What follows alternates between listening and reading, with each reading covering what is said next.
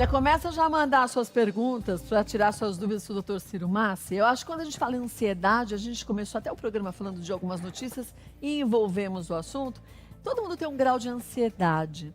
É até normal a gente ter um pouco de ansiedade, eu acho. Mas como saber o que é patológico e o que é aceitável para minha saúde mental, doutor Ciro? Então, a ansiedade é uma antecipação de alguma ameaça, de algum tipo de perigo.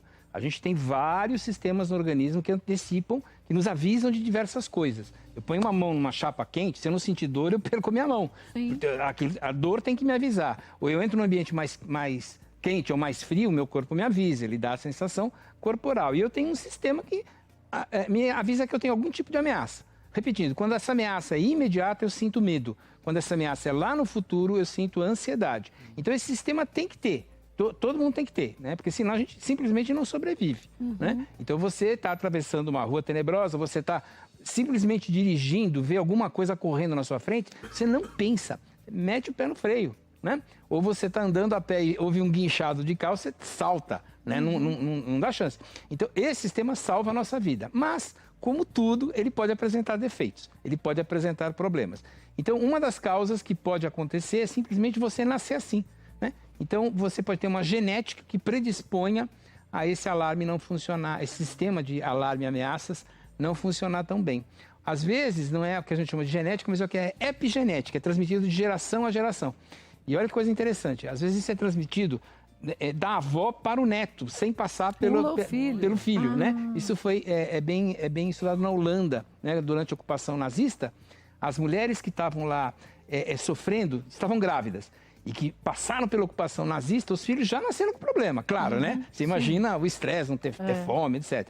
Mas a curiosidade, depois disso, vários filhos que nasceram, várias crianças que não tiveram problema nenhum, mas os netos tiveram problema. Olha, então é assim... duas gerações. As duas gerações. E isso mal começou a ser estudado. A gente não sabe se tem 3, 4, 5 gerações atrás, né? A ciência simplesmente não conhecia. Então assim... Isso pode acontecer, genética, a epigenética, ou você pode ter um excesso de estímulos.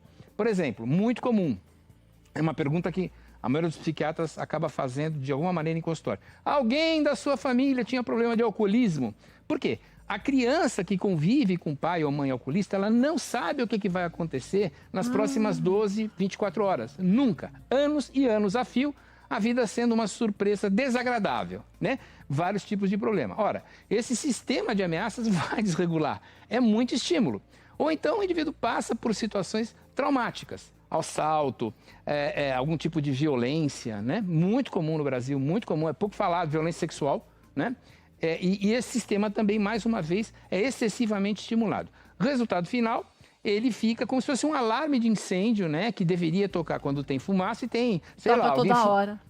Tem alguém fumando lá na esquina, ele já está tocando, né? Ou um alarme de carro, né? Era para tocar quando alguém arruma o teu carro. Mas se alguém encostou no carro, a gente já vê isso, né? Sim. O alarme começa a tocar. Então, esse estado de ansiedade crônica em resumo, trocando em miúdos, é isso. Esse sistema de alarme desregulou e precisa ser novamente regulado, modulado. Agora, para a gente saber se está desregulando, a gente tem aqui alguns sintomas, vamos dizer assim, que o corpo vai fazer a gente sentir em casos de crise de ansiedade. A gente vai mostrando, o doutor Ciro, depois disso, ele concorda com todos eles ou em que momento pode sentir. Os olhos, você pode ter visão turva e embaçada.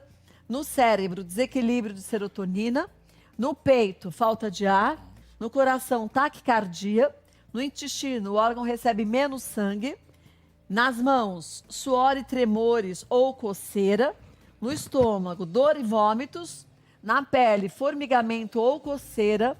E na musculatura, corpo dolorido. É tudo isso ou conto 2, 3 já é? Então, um ponto? Eu acho interessante a gente entender o porquê isso está acontecendo. Sim, né? Por que a gente está acontecendo? Então, quando eu estou numa situação de ameaça, você imagina que eu estou no meio de uma floresta, de uma fazenda de um amigo que eu não conheço, apagaram todas as luzes, eu estou andando, eu não sei o que está acontecendo. E aí eu ouço um barulho que pode ser de cobra. Ou vejo alguma coisa se mexendo que pode ser de cobra. O que meu corpo faz para me preparar para essa ameaça? Primeira coisa, a visão. Ele vai fechar minhas pupilas para eu ter uma visão em túnel, para eu poder enxergar melhor. Se isso acontece numa cidade, e acontece excessivamente, muitas vezes, que é o grande problema, um estímulo depois do outro, um estímulo, a minha visão acaba ficando turva e embaçada. Porque a pupila vai se fechando para enxergar... Para enxergar detalhes. Eu estou procurando uma cobra. Olha. Né? E eu estou com meu chefe. Né? Não tem cobra, eu estou com meu chefe. Então, isso pode acontecer. A falta de ar também. Porque o organismo libera um monte de adrenalina e o indivíduo começa a respirar de maneira superficial. E curta? Curta. Porque, na verdade, o que ele está? Ele está reservando energia para os músculos, para lutar ou fugir, né? Então, ele acaba tendo essa constrição, ele não respira bem. Alguns casos, como, por exemplo, de pânico, transtorno de pânico, que é um tipo de transtorno de ansiedade, os receptores de oxigênio que ficam aqui na carótida, né, uma artéria aqui, a gente já sabe, eles estão comprometidos. Então, assim como existe a falso alarme, o desregulamento, né, o desregulado desse alarme a perigos, como existe, por exemplo, pessoas que sentem mais frio ou mais calor, esse receptor não sabe direito se está faltando ou não ar. Olha. E a pessoa acaba respirando de maneira errada, e isso acontece nas crises de ansiedade também. O órgão recebe, o intestino, o órgão recebe menos sangue, por quê? Porque não é prioridade. Não é prioridade. Sim, sim. Além disso, nós somos animais, você pode observar qualquer animal assustado, com medo, o que ele faz? Ele defeca.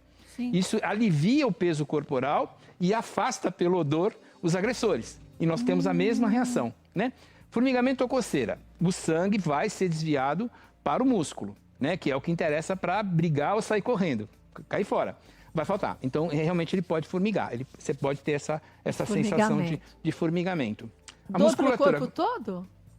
trava, fica assim o tempo todo. Assim, como se estivesse pronto por uma guerra, como né? se estivesse por guerra. Um estímulo atrás do outro. E vai, relaxa.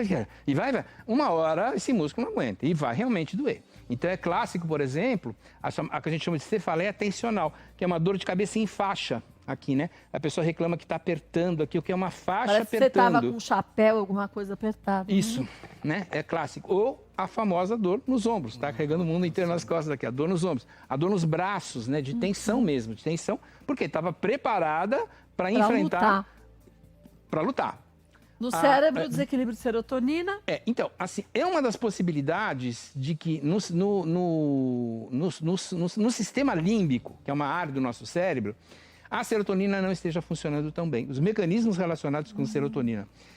Então, a maioria dos medicamentos que são utilizados para tratamento do transtorno de ansiedade são antidepressivos. O nome é clássico, né? Mas, na verdade, a indicação não é para depressão, é porque eles são, na maioria das vezes, inibidores de recaptação seletiva de serotonina. Trocando em miúdos, eles atuam para melhorar essa situação de serotonina no cérebro e, com isso, reduzir a ansiedade.